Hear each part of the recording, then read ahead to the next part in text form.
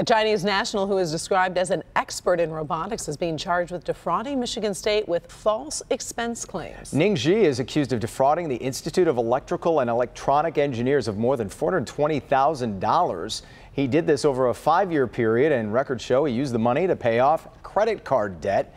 Ning is the former director of Michigan State's Robotics and Automation Laboratory.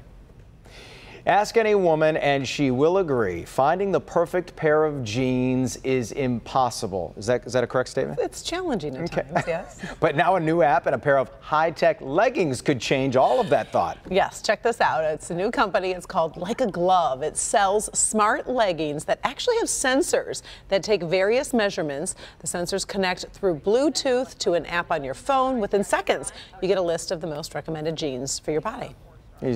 Can't you just keep jumping off the box and try and get in them and figure out? Anyway, instead of selling bananas by weight, Target sells their bananas by the banana. Yes, by each banana, and I guess it's causing some confusion. Target shoppers are charged a set price for each banana. Target says that because it's a smaller store, they don't have that produce scale, so it sells, quote, by the each. This pricing sets the retailer apart from competitors, but is a little confusing for customers.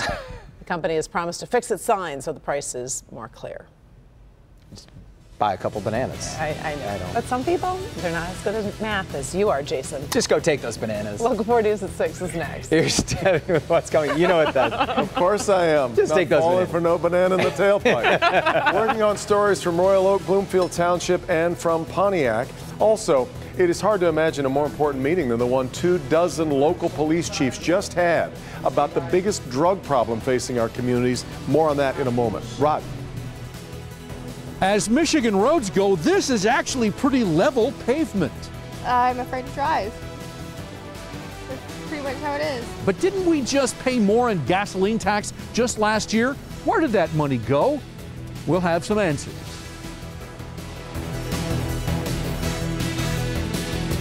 Celebrate live from downtown Detroit. Local 4 News at 6 starts now. A star student athlete is running again for the first time since the accident that cost him part of his leg. Also, how can Michigan's roads be this bad when we are paying more to have them fixed? But we begin here at 6 with breaking news from Lincoln Park. A gunman has barricaded himself inside the Noodle House on Fort Street near Goddard. We're told the gunman is alone. Police have the restaurant surrounded. Right now, Fort Street open to traffic. We will bring you new developments both on the air and online at clickondetroit.com, but keep it right here. Other news at 6. The big question so many people are asking right now is Michigan's pockmarked highways and byways continue to crumble under our wheels. Yeah, the question is, where is all the money going? Local 4 business editor Rod Maloney is live tonight in Roseville. And Rod, we just raised the gasoline tax. My goodness. Yes, we did. 7 cents a gallon. It started last year about this time. And we also are paying more for our license tabs. And that's supposed to all go into a pot and help out, help repair our roads. Now, take a look at this. This is I-696. We're at an open house. $110 million is going to completely repave I-696, or at least the half of it going from 94 to I-75. That's all going to be this summer. But that is the question. Is it a shell game that we're playing here?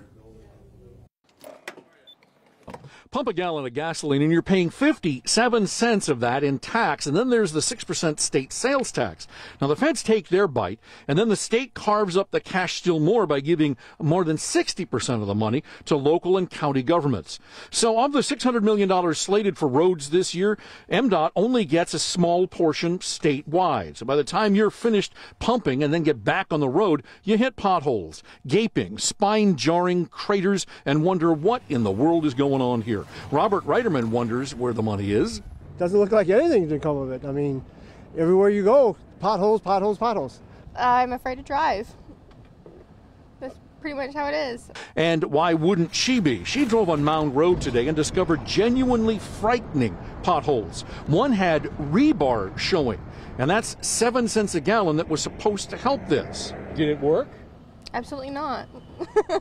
But you're still wondering where is the money? Well, it's scheduled to stair-step up, really, next year. When the legislature passed the highway bill in 2015, it pushed the new money forward. So yes, $600 million is supposed to be used for the roads this year, but much of that state money was spent last year trying to chase roadway emergencies. And would you be willing to pay still higher taxes to get even better roads now? Absolutely not. Really? They already raised it once. Why would they? And it clearly hasn't gotten any better. So the whole postponement of the money thing is getting a little frustrating. And here's the schedule. Next year, there's supposed to be $150 million in new money. In 2020, it's $325 million. And then by 2021, it's $600 million. So really, at the end of 2021 is when we're likely to see actual impact of the money that we're paying now. Reporting live in Roseville, Rod Maloney, Local 4. Sounds really far away. Okay, Rod, we appreciate it. A lot of flat tires between then. You're right. A damaged pedestrian bridge has forced the closure of M59 between Telegraph and Woodward in Pontiac. MDOT said it was planning to close the road right about now. One of the supports of the bridge was hit, and as a safety precaution, the bridge is going to be pulled down. It is unknown who or what hit that bridge. There is currently no ETA for when M59 in that area will reopen.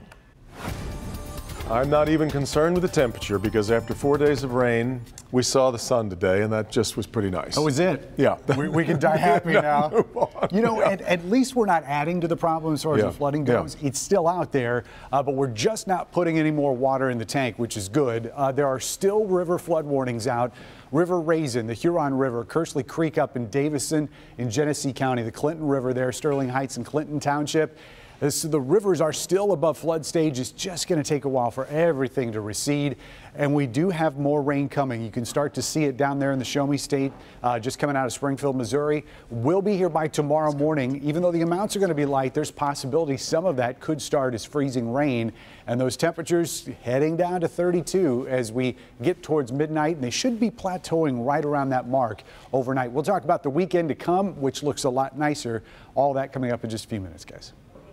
Parts of Michigan State University's campus are underwater from the overflowing Red Cedar River. The National Weather Service says the river will crest at over 10 feet sometime this evening. It's expected to take several days for the water to recede, and barriers on campus will remain until flood danger has passed. An update tonight on a crash that killed a world-renowned architect in Bloomfield Township back in November.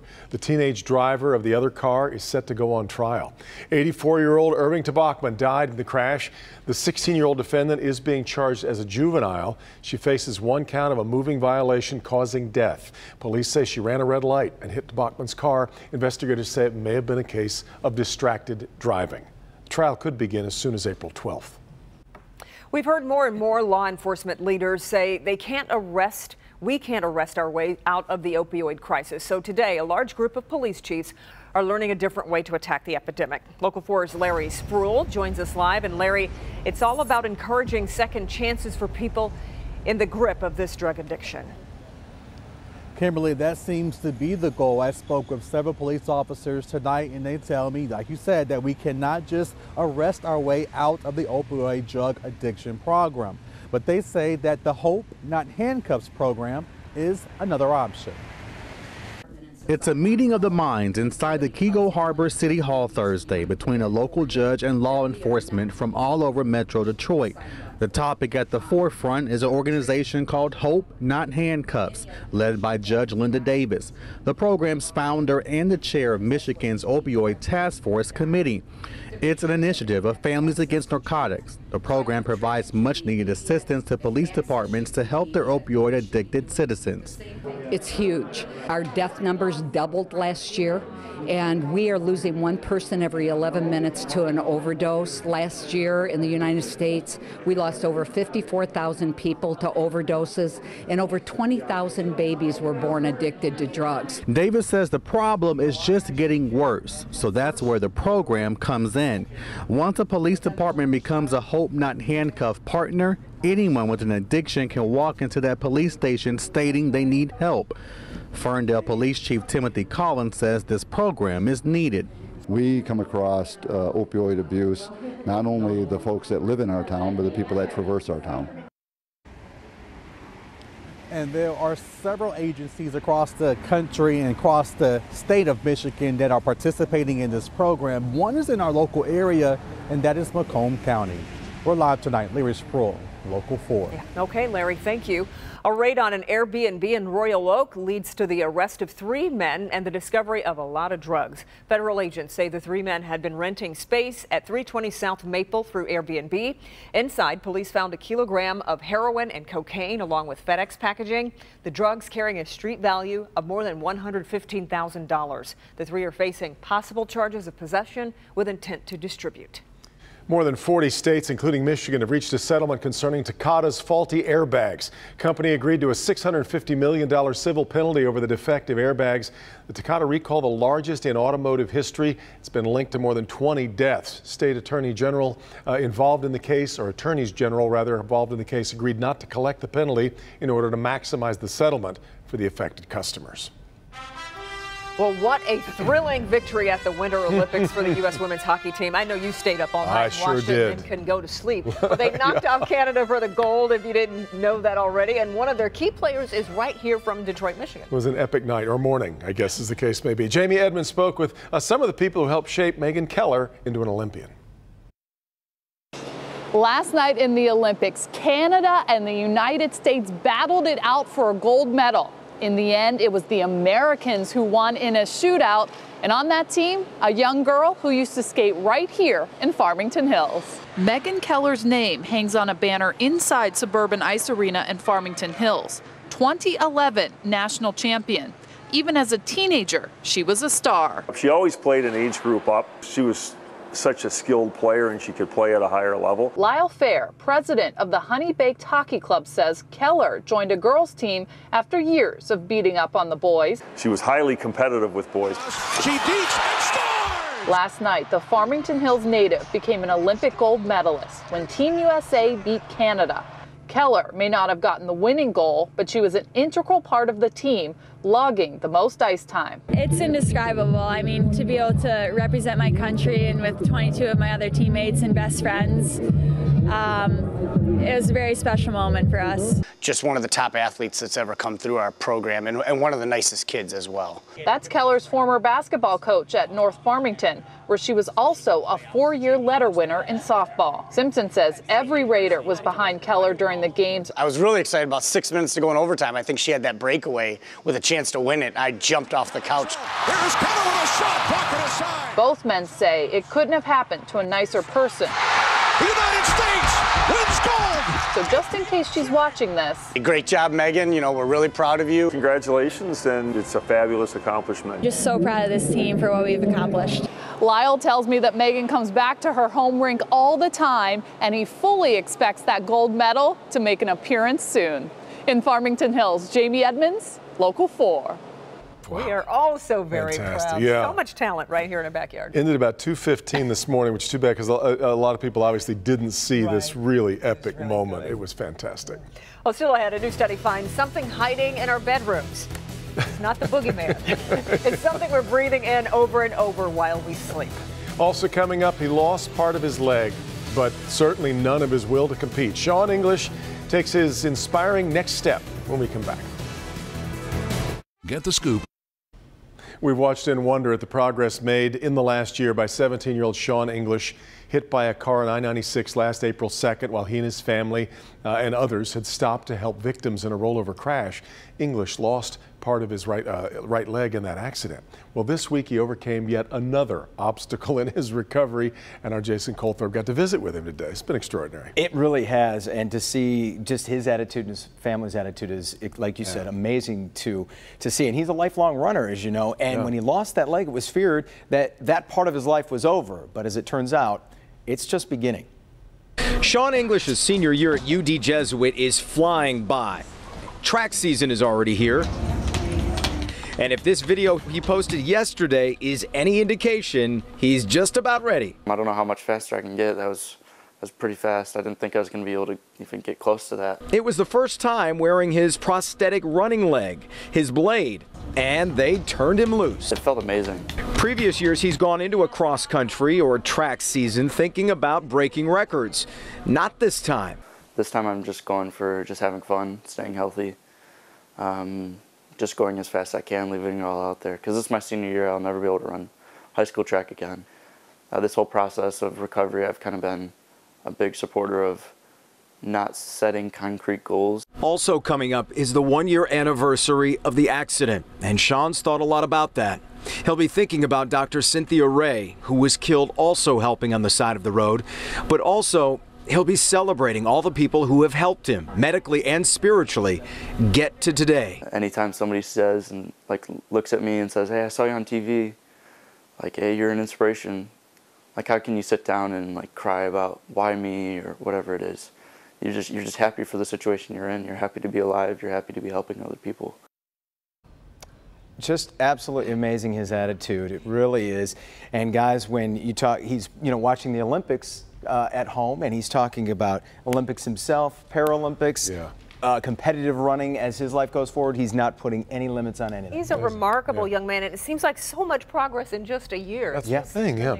Now, I noticed the Boilermaker shirt there. Is that drink choice, or is we school choice? Always wanted to go there. His dad went there 2 weeks ago. He found out he was accepted. He's thrilled. He's talking about move-in dates and everything like that. It's off to Purdue. Terrific. Great. Yeah. Okay, right, thanks, Jason. Okay, turning now to good health. Are you allergic to your bedroom? It's not as strange as it sounds. A recent study finds most homes contain allergy triggers, and they're particularly problematic in the bedroom. We're still in the grips of winter, but you might want to start spring cleaning anyway. New research looked at dust samples from bedroom floors of nearly 7,000 homes. What they found was close to 100%. 99% of individuals had found at least one of 8 common allergens in their home, and up to 70% had actually had 3 or more in their homes. Those allergy triggers include cats, dogs, mice, rats, cockroaches, molds, and 2 types of dust mites. They were more common in homes with pets or pests, as well as older homes, rental homes, mobile homes, and in rural areas. Doctors say if you suffer from asthma or allergies, these irritants can increase the risk of sinus infections and asthma attacks. To reduce the risk, reduce the allergens, starting in your bedroom. Get dust mite covers around your bed. Do lots of vacuuming, especially on upholstered furniture, and also in the bedrooms and carpeting. If you can go carpet free, that definitely can help. Experts also recommend frequently washing bed linens in hot water and drying them on hot heat. If your children have stuffed animals in their beds, perhaps wash them in hot water on a regular basis, or you can put them in the freezer in a plastic bag to kill off potential allergens. Something I didn't realize. Put them in the plastic bag, toss them outside right now, or in these chilly evenings, although pretty mild lately. It has been. We will be getting close to freezing tonight, and that could cause some problems of its own that we'll be talking about here shortly. But the sunshine was so nice today. Clouds have started to move back in, and temperatures, even though we got to the low 40s in spots, we're back to 38 at Metro. Wind chills at 33, so it feels like it's freezing out there, and that's just with a 7-mile-an-hour wind. Wind's really going to get ginned up tomorrow. In fact, as we get later into this forecast, the whole saying of March comes in like a lion, goes out like a lamb. Well, the end of February is looking like a lion too, and we'll show you that here coming up. 38 is where we sit right now, and yes, there are colder temperatures to the northwest, but we're going to be getting our flow from the southwest here in the next few days, and that's going to boost those numbers into the 40s and 50s. And I'll tell you that sunshine brought the snowdrops out today. This is a shot we got from West Linden of some of the flowers that are out there. And speaking of drops, we've got plenty of them down here to the south, and this is what's headed our way for tomorrow morning. And again, temperatures are going to be very close to that 32-degree mark by the time that moisture arrives. So there is the possibility that some of this could be freezing rain in the morning. It's not a great possibility because you'll see the moisture amounts as we get close to the morning commute, not going to be all that impressive. Just going to be a few spots of very light rain, not all that widespread.